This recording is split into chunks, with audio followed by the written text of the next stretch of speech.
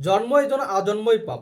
এই বাংলাদেশের শান্তির জন্য, এই বাংলাদেশের একটি সার্বভৌম রাষ্ট্র, একটা স্বাধীন রাষ্ট্র, একটা ইনসাফ ভিত্তিক রাষ্ট্র গড়ার জন্য যেই মাথা তুলে দাঁড়াবে তাকেই শেষ করে দেওয়া হবে এবং তার হয়ে যে বিচার চাইতে যাবে তাকেও খতম করা হবে।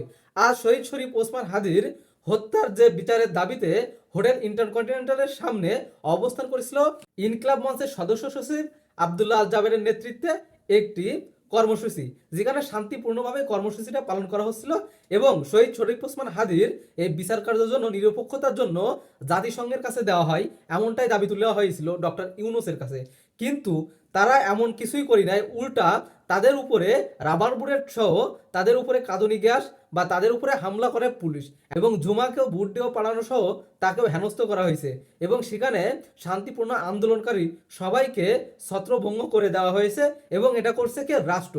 যে রাষ্ট্রের পুলিশ, যে রাষ্ট্রের ক্ষমতায় যারা আছে, যারা আসছে এই শহীদ শরীফ ওসমান হাদির রক্তের বিনিময় বা শহীদ শরীফ ওসমান হাদির ত্যাগের বিনিময় আজ তারা রাষ্ট্র ক্ষমতায়, আজ এদের প্রচেষ্টায় তারা রাষ্ট্র ক্ষমতায়, আজ তাদেরকে হত্যা করা হলো, তাদেরকে মারা হলো, তাদের বিচারের দাবিতে যখন জুলাইয়ের যে সৈনিকরা ছিল, দেশপ্রেমিকরা ছিল, তারা আজ বিচারের জন্য যখন এই সরকারের কাছে আহ্বান জানাইছে, তখন এই সরকার তাদের উপরে কি করছে? হামলা করছে।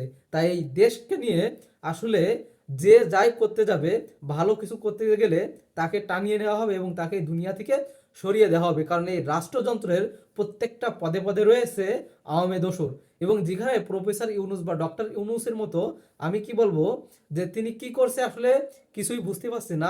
এই যে বিপ্লবের পরে আমরা যে বিপ্লবী সরকার ক্ষমতায় না বসায় যে বড় ভুল করছি, সেই ভুলের জন্য মাসুল আমাদেরকে পদে পদে দিতে হচ্ছে।